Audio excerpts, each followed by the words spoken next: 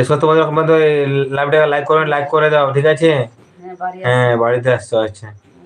একই ভাই তোমাকে বলছি, যদি কোনো বাচ্চার ভিডিও থাকে বা যদি ভিডিও পোস্ট করে থাকো, ধরো প্যান্ট জামা নেই সেরকম অবস্থায় যদি ভিডিও পোস্ট করে থাকো, একটু ভিডিওগুলো স্কিপ করে করে দেখো, চালানোর দরকার নেই, ভিডিও স্কিপ করে করে দেখো।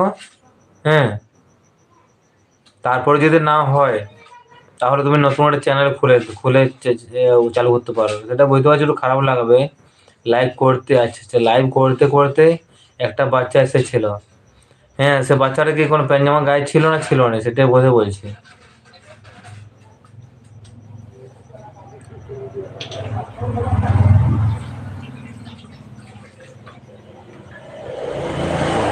দাদা ভাই কমেন্ট করো, কেমন আছে বলো।